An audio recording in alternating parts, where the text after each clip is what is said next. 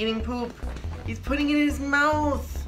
Hi, I'm the 10-year gap between Ali and AJ's last album, Yvonnedeculo. And I'm proof that men should not be using bronzer, Jgluum. Welcome to the Victory Lap. It's true, to the Victory Lap, where we're going to be discussing the most recent episode of Season 10 of RuPaul's Drag Race. The audacity. He did it again. So we are in episode 7 of RuPaul's Drag Race. I do declare Blair St. Clair is no longer in the competition, which is a bummer because I miss her. And it's sad because this season, I don't want anyone to go home. Yeah, everybody brings something to the It's hard every competition. week when someone goes home, and I just miss her already. Our mini challenge this episode is the reading challenge. Because reading is what? Something not everyone can do that well.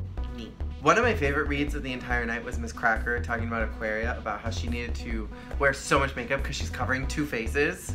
But Eureka was the winner of this mini challenge. And I thought her jokes were, I mean, they were certainly funnier than the rest of them. But I thought what helped tip her over the edge was the fact that she said, I can't wait to hear all your jokes about how fat I am. That was the only thing that stood out to me, was Eureka kind of shading them all and, you know, kind of poking fun at herself at the same time. Well, and I appreciated that she takes it on the ball, you know, like some people who are just very sensitive.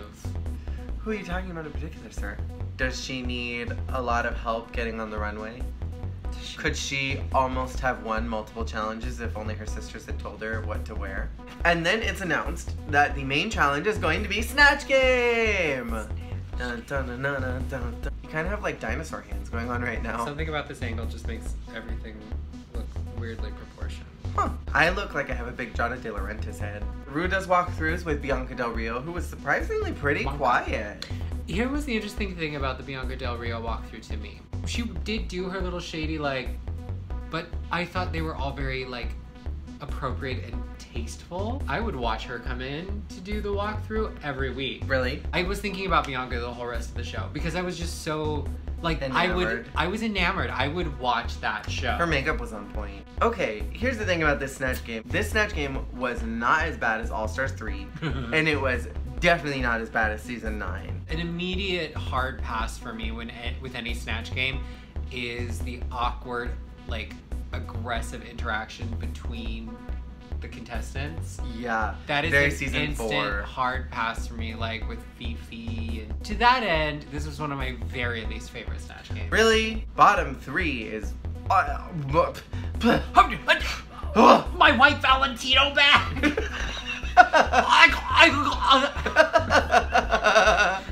That's me. That's literally me. The only person I truly enjoyed and thought did a bang up spot on job was Aquaria. Who would have ever thought? Episode 1, I would have never been like, Aquaria's gonna win Snatch Game. Never, ever would have thought. If you had told me in episode 1, I would have farted directly in somebody's mouth. Thoroughly enjoyable Melania.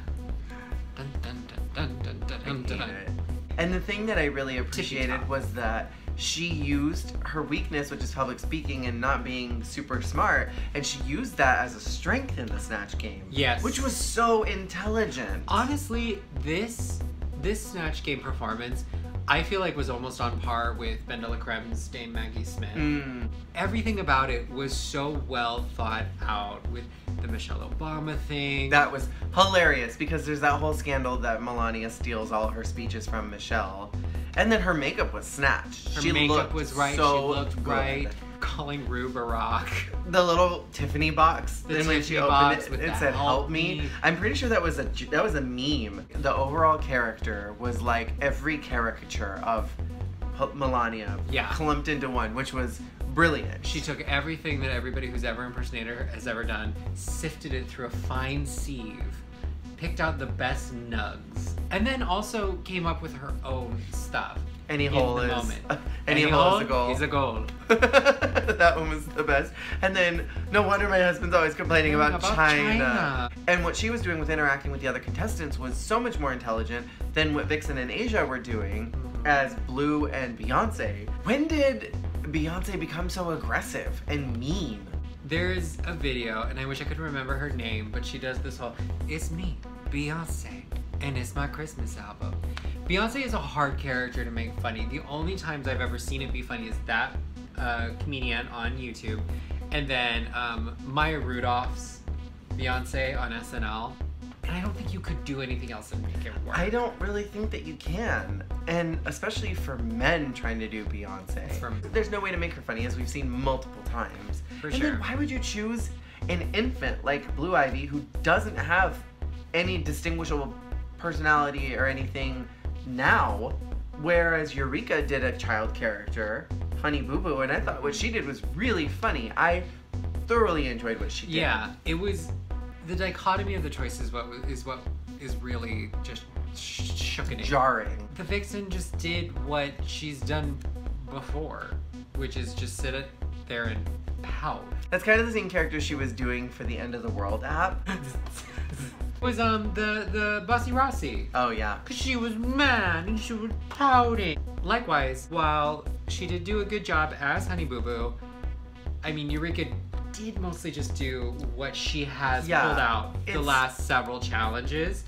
The difference is, while maybe it's shticky and it is getting a little old to me at this point, you can't deny it's not funny. It's still entertaining. It's still entertaining. Drawing all over herself after reinforcing this joke that Alana can't write. And so all she does is draw pictures. That was a funny gag. The two things I will give Eureka were it was a genius move to be like, well, I can't really write, so I just drew pictures.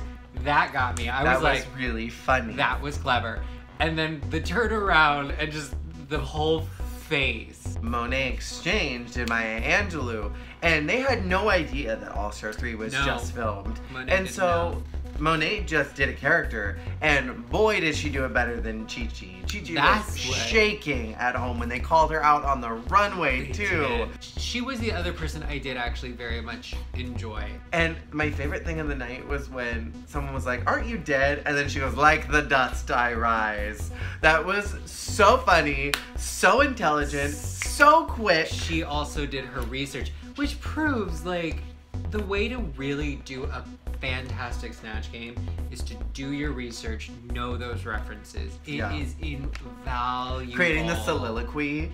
Oh my gosh. That was genius. One of the funniest things I've ever seen on the show. Son of a... He went digging around for poop. He came out with it in his mouth. What is wrong with him? The character who really just bombed was Monique. But you know what? I don't even think she was as bad as Asia. I thought Asia and Vixen were the worst in Snatch Game. And I think what Monique's problem is it was exactly what Jaden's problem was in her Snatch Game, where she was having visions, is that Monique was just relying on the Cheeto. The one reference she The Cheeto joke. And it was funny the first time, and it's like having a vision. It's funny, but I don't know who she could have done. It was a good idea.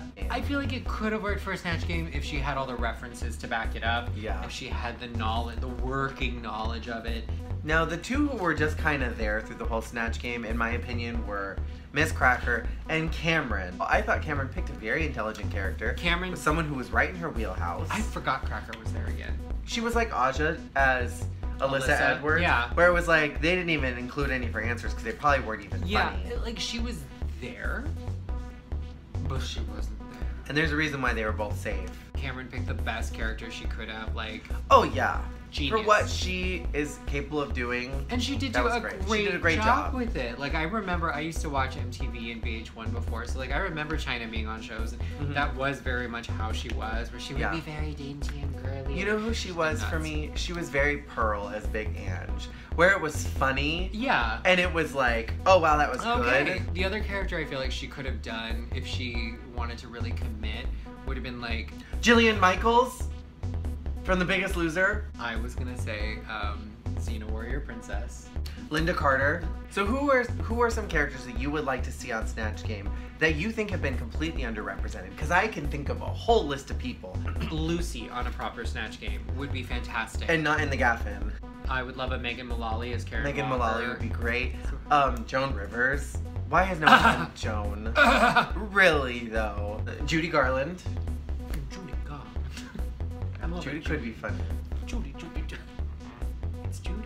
I really want to see Colleen Ballinger as Miranda sings. I still, even though I'm working on other characters, I think I still would stick with Ina or Sandra Lee. I think they're winners. How bad could that be? I think they're winners. I really think they are. Celine Dion. Excuse you. How much fun would Celine be? RuPaul, you come to my show in Las Vegas. I know you like it. Heidi Klum would be good. That would be good.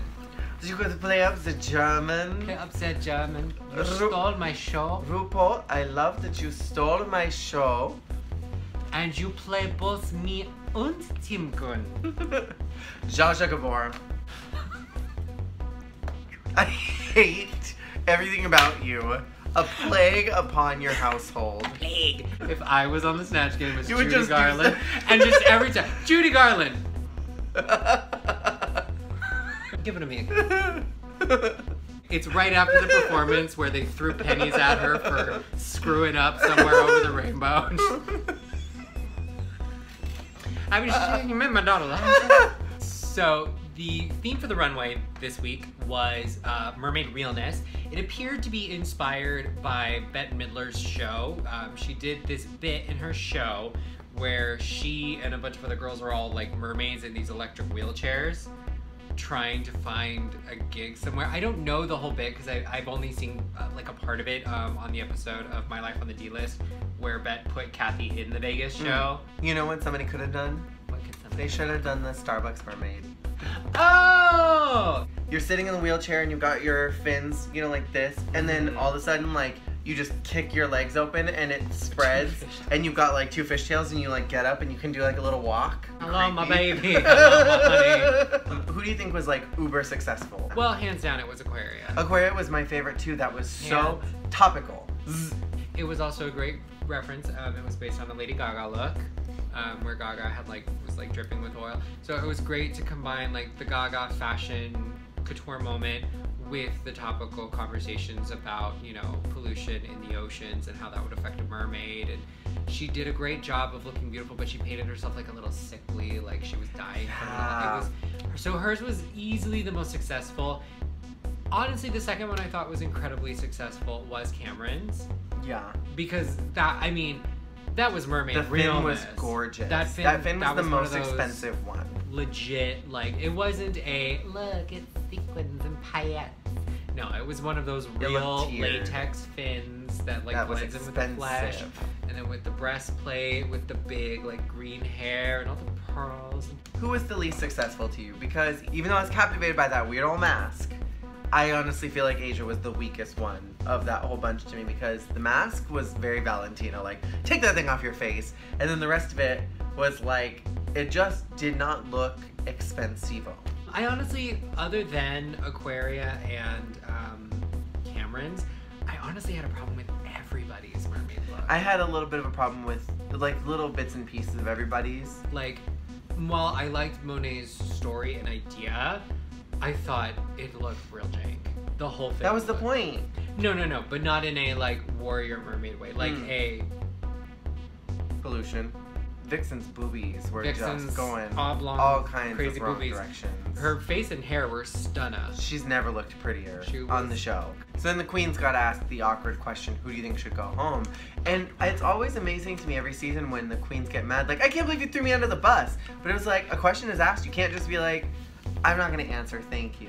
So our winner for the night is Aquaria, and I'm so proud of her because she deserved it. She absolutely deserved it. She absolutely deserved it. I think even if Monet had had a more concise mermaid look, I still think Aquaria would have won this. Because her snatch game was killer. Her snatch game, it was a tight.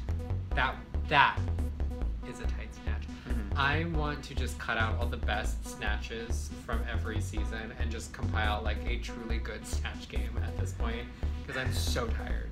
And then our bottom two are Vixen and Monique, which I'm a little salty about that because I honestly feel like, even though she's my girl, I feel like Asia should have been down there instead. I feel like it should have been Asia and Vixen. Never say no in improv. You never say no. Your mentality when you're improving, when you're doing stuff live, comedy like that, needs to be yes and. Because the minute you say no, the minute you shut something down, we got nowhere to go from here. It's just, oh, okay. Yeah. And that was all she was doing was, no. Don't look at me. Shut up. Even though Monique did not do well. Even though she didn't know her references, even though she literally just hit a wall so hard, she just broke character and started laughing. It was not as time-consuming and soul-sucking and just... It didn't make me cringe as bad, in the same way. Because once Vixen and Asia started going, it literally just sucked the life out of the room. You know what was really unfortunate, though? Was the lip sync for Your Life, which was Cut to the Feeling by Carly Rae Jepsen. Which is a gift from Jesus Christ to all of us. That is a great from song. Carly Rae herself. Our Lord and Savior. Carly Rae. That song is so good. It's so fun. And that song was butchered. I would have brought scissors with me onto the runway and I would have left them in my bosoms. And every time it would have been like, I want to cut to the feeling, it would have been just like giving myself a haircut. I want to cut to the feeling. Just like aggressively cutting. Yeah. I want to cut to the feeling. I would have kept the fin on. I would have kept my fin on. I would have done a full aerial moment. Along for as long as I could. And then if you had the scissors, if it was a fin you could like part with, I would like cut it right up the middle. Cut it up the middle and like boom. That would have been sick. I would even if you weren't gonna do that, I would have just kept the fin on and flopped around as a mermaid. My biggest thing, I don't like stunts and shenanigans. Yeah. Cut to Shangela's stunt where she robbed, was it Trixie that week? But I also, less than stunts, I do not love I don't want to go home, so I'm going to pull out every wheelhouse, every kick, every split, every tippy tumble in my book. You can do a tumble, you can do a flip, you can do a few dance moves. I need them to have purpose. But Monique did not know half of those words. I don't even think she knew a third of those words. She put Valentina to shame. She didn't even know who the song was by. No, she had no idea. She thought it was by the Veronicas. And then removing her wig, I personally tweeted Carly Rae Jepsen and I said, on behalf of all the gays in the world, I apologize for this lip sync tonight. I legitimately tuned out about halfway through that lip sync. But just don't do backflips and spread eagles and chimichangas. It's so desperate. It reeks of desperation. Yeah. And at the end of the day, all she really had to do was stand there because Monique didn't know a single word. All she had to do was stand there and not do anything. She could have just done the lip sync, pulled to Charlie Hyde, and would have been safe because Monique didn't know any of those words. I honestly feel like it should have been a double sachet. Carly Rae. While Vixen did know the words, I do think that she did such a bad job. She delivered such a poor runway and then created such a debacle on said runway. It was in a completely unprofessional manner, and then gave such a desperate, messy lip sync. It was also very reminiscent of any lip sync involving Milan. I'm pulling out every stop I have in the most desperate, plaintive way possible. To make sure that I stay. To make sure I stay. And to me, like if I was a judge, I would turn to Ru and be like, no. I don't know about you. I don't really want to get into the whole Eureka Vixen thing. Oh no, not at all. I'm over it. But again, as we always say every week, let's keep, be the change you want to see in the community. Try to shut down any bullying or hate that you see, because we don't want that out there. So make sure to tune in next week for our review. It appears that the challenge is some type of like share ball. Get it like a hairball. Make sure to leave your thoughts in the comments below. And be sure to check out our podcast. We finally filmed something, so it's there. Oh. Thank you all for watching. We'll see you all next week. Bye.